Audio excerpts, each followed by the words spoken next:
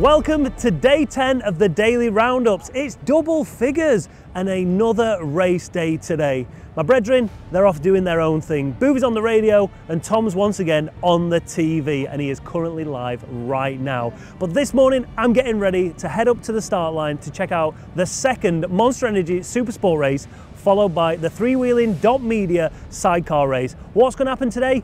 Who knows? But one thing's for sure, the weather is not going to play ball once again.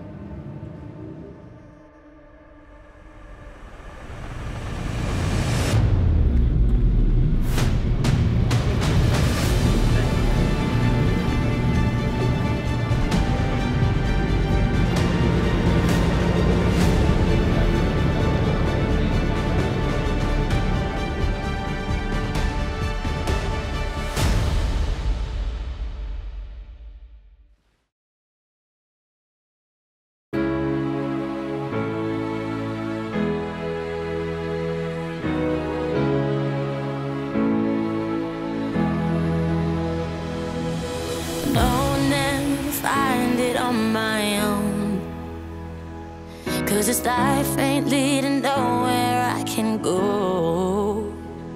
I'm standing still with nothing in my way, letting me go so I can find myself again. I need that from beneath my feet, to feel that from beneath my feet. I need that from beneath my feet, to feel that from beneath my feet. I need that.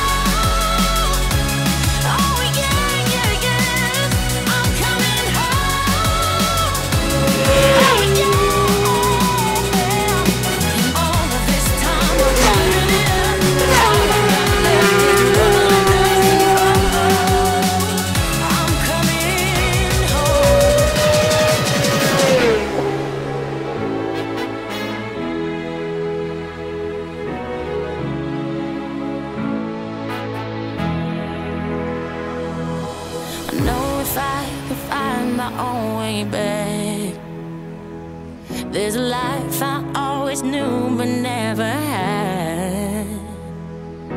I'm tired of fighting things that I can't change, letting me go so I can finally find my place.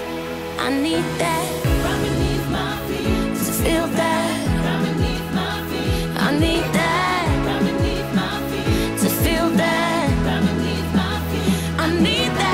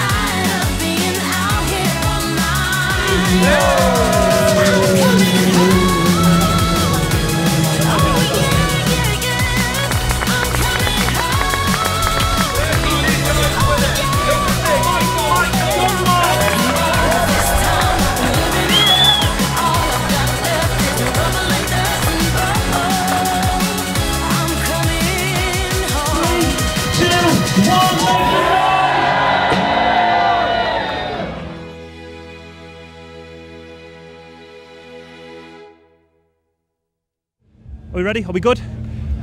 Michael, I set it up on stage there. I'm kind of sick of asking the same question, but you must be sick of answering the same question as well. But once again, 32 times TT winner, another one in the bag. Yeah, but I never get sick of winning, so no?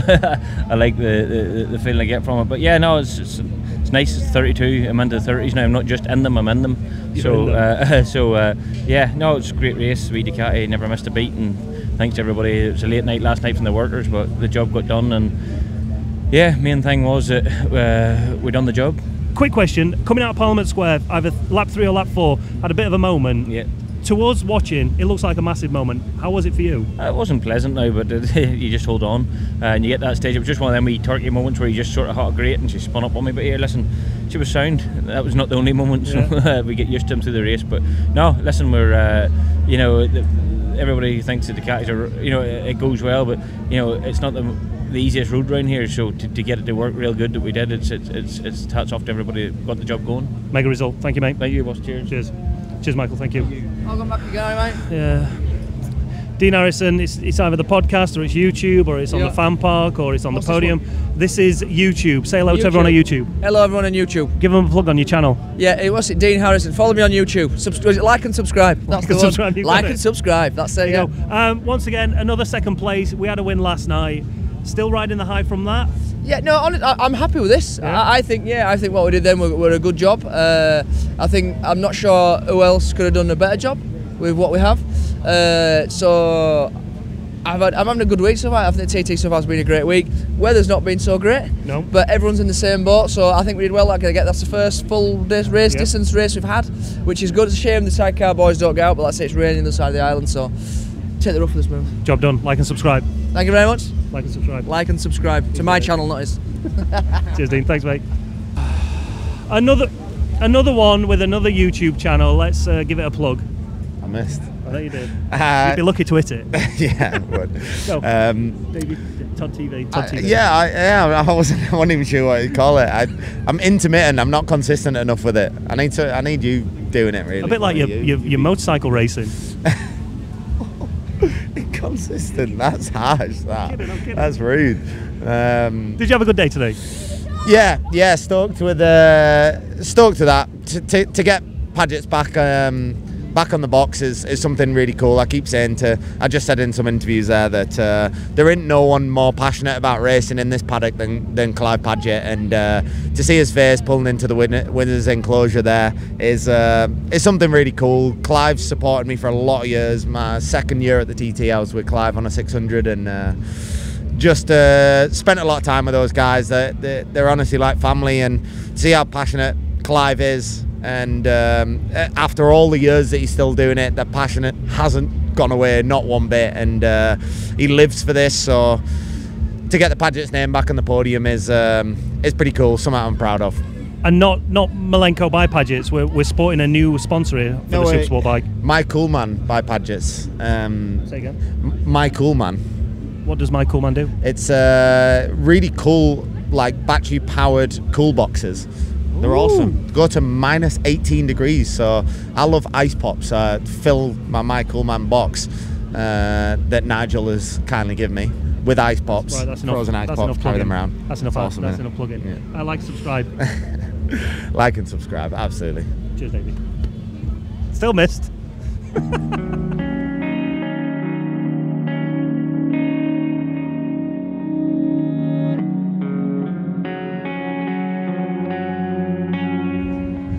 So I'm still here in the Mercury Club. I have been up and about. It's not that I've been sat here. You've been boozing all day. That's what you've been doing. Listen. I only had a few drinks. No, I haven't had any drinks. But we're back here with the boys now. A lot earlier than we probably hoped we would have been. As people will have seen, once again, another race got canned, being the sidecar race, so we'll not dwell on that too much. It is what it is. It's been rescheduled for Friday. So hit me with your best stats or best bit of information from the Supersport race today, Boothie. So, stats-wise, right? So everyone bangs on about Michael Dunlop's 30 odd wins now, 32 wins, 32. Right? 15 of them are on a Supersport bike. 15 of them, and no one's beaten him on a Supersport bike since Lee Johnson in 2019, I think it was. Really? I said that today to Lee in the podcast, and I said it with such conviction. I didn't even know if it was true or not, but it clearly was. I think it is, yeah. Really? Yeah. That is some going in it. And to me, I see I don't know if it's the same about you, but I see Michael still like as a big bike rider. But he can do it all, can't he? God, yeah. The bloke is so versatile. There's nobody, for example, the other day, got off that super stock bike, yeah, 3rd place, not what he wanted, but then he gets on his super twin and just schools everybody, and you know, that doesn't happen very often. Well, it doesn't happen, there's only him who can do that. Flitting between a big bike, a super sport bike, a tiny little super twin, and then obviously like got the potential to win the senior when that rolls around. The schooling on the 125s or 250s, it all adds up. And not only that, like in Ireland at say Cookstown 100, he's flitting between different size bikes in the day. You know, he's got that schooling, and there's not many blokes in the world who can turn their hand like he has. Most impressive for me is he's got that Ducati where he wants it. Okay, yeah, it's fast in a straight line, but it's a world supersport spec thing. And to wrestle that thing around here and work at it, chip at it, we saw in race 1, they came in the pits, took some preload off in the pit stop. Yeah. It was planned, and if his feeling was what they thought, they were going to do it. Then after that, you just saw him settle in, and he nearly eclipsed his lap record in race 1. Race 2 comes out super strong. We thought Dean would be a bit stronger than Michael to start with. Wasn't the case. Michael just schooled everybody today. I think a lot of that might have been, and I'm just surmising here, a lot of that was down to the weather and the way the wind was blowing, and the fact that a lot of the riders, and they said it in the first one, they said it in the second one, they were struggling to even reach top gear going up the mountain mile, the wind, which shouldn't be the case. The wind didn't help, and if you've geared your bike perfectly for the mountain course without any wind, it's not going to be perfect when you've got a headwind. But that Ducati that Michael Dunlop was riding was a very fast bike. And listen, this isn't me taking anything away from what he's done, but whoever's building Michael Dunlop's engines need to pay a rise. I mean, they might get paid pretty well already. We don't know. Give him some more, because just throw some more money every single class, every single bike he's ridden, he's topped the Sulby speed traps by a considerable amount, and that's what he's supposed to do. He comes here on a bike as fast as he can. You know, the team have built him a bike as fast as he possibly can. I'm sure it's within the rules, because if it wasn't, it would have been disqualified. So it's up to everyone else to step up. You know, the other teams, if they want to beat him, they need to ride as fast as him, but they need to build a bike that's as fast as his as well. On that point, it's not like, we have to put the whole thing into perspective. It's not like he's got on that Ducati and it's 10 mile an hour faster than everybody else. Herbertson is only 2 mile an hour behind him on his own privately funded Ducati. But yeah, you're right, they have got the edge on the Hondas, on the Triumphs, on everything else out there. Yeah. And that's sort of the way the class is going. You know, next year they'll be eligible to run the R9s, won't they? Yes. I mean, at the moment they're a little bit fragile. They're finding some problems with them at short circuit stuff, but them engines, that new generation is creeping in. So what else happened? We saw James Hillier make the podium in the first race. Unfortunately, he broke down, which was a shame, because he looked pretty much odds on for another podium. Yeah, so strong. He was riding incredibly, and there was a lot of upset all around the island. I think when he just retired. Did he retire? I thought it was Kurt Michael, but it might have been Kurt Michael. I can't remember. He retired from the race. I've not caught up with James. Have you seen? No, do you know what happens? So yeah, that was a real shame, because to see him on the podium again just proves it's obviously it wasn't a fluke in the first one, but to do it twice, is, you know, he's here and he means business, isn't it? And it was the full distance. He wanted the laps. This is a guy who's done the Dakar. You know, sits in a saddle for 15 hours a day, then spans his own bike, and then goes and does it again. He loves the longer runs, so you could see him just building and coming into it. And that Kawasaki 636 is strong, and up the real windy climbs up the mountain, it was going to pull through. Not like the Hondas and having to use 5th gear instead of 6th because they just couldn't pull it. So it was definitely going to come into his own with that. And then let's tip our hat. Tip your hats, guys. Tip your hat. James Hind. What a showing! What a result! He was there or thereabouts. One bike breaking down, and he would have been on that podium. God, yeah. What impressed me the most is he did all that, all the time, all the race on his own. He never had anybody come through to tag on to learn from. He had to fight on his own the whole way through. And he raced with Paul Jordan tooth and nail down to the last lap. You know, I think he only lost out by about 3 seconds in the end. Not taking anything away from Paul, because he had a real good race. He looked good. He looked really good. Break down in the first race with a cam sensor and come back through to really, really ride well. But he had guys like Harrison and Dunlop come through, and a little bit of a toe and a little bit of learning, and it does pull you along. Yeah. But Hind, to be fair, James Hind actually had the opposite of that, didn't he? Because he started from, was it 15th to 16th? 16. So he had to catch a lot of riders and pass them, and he was at one point in a big group. I think there was Dom Herbertson, Cummins, Hutchie. There was a big group of them, and he's had to battle his way through them, which it takes time. It affects your lap time, and it's all about fast lap times here, isn't it? So I chatted to him just after, and he was like buzzing, beaming, absolute massive grin. His mum and dad were there, and his sponsored gym, and they were absolutely loving it. And I said, "How did you get through them quality top class riders?" And he said, "As soon as I got to one, I just had to get through, and then next one, because he's a young bloke, and he's 25-year-old, and some lads would have gone, hang on, I can't pass him, but he was on a charge, and he cut through him brilliantly. But then it had that opposite effect. They all sat on the back of him then, and all got a toe. So effectively on them long runs, he was pulling 4 bikes himself and the 3 behind. So it's going to cost him time. It will have. It could have been that 3 seconds. Could have been, mate, quite easily. It would have been a 4th instead of a 5th. But hey, if your mum had wheels, she'd be a bike. Yeah. Yeah. I tell you what, it was a thoroughly entertaining race, though. It was a good one. And finally, for the first time this week, it was a race that has been over the full race distance and not been cut short. So that was a cracking one. With a pit stop where you've got to put a full tank of fuel in.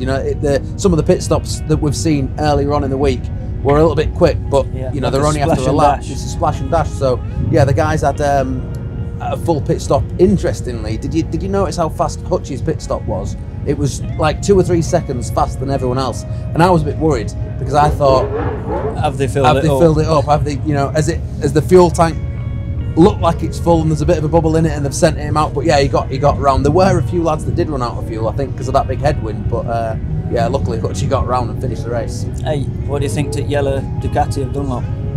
I was mixed opinions. I like it because it's something different. But you should have gone full bore, like yellow everywhere.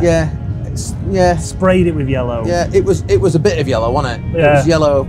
It still looked like Dunlop's bike. Especially when I heard it was hidden and they were going to reveal it, and then, did you like it? It was nice. Yeah, don't matter. Still won. Yeah. Why did you ask us then? Well, I wondered. Right, we're done. Join us again tomorrow for, oh my God, a day off. A day off. No? No. Does that mean we've got a pub now? We're journalists. All right, no day off for us, but a day off for the races. Join us tomorrow. Thanks, guys.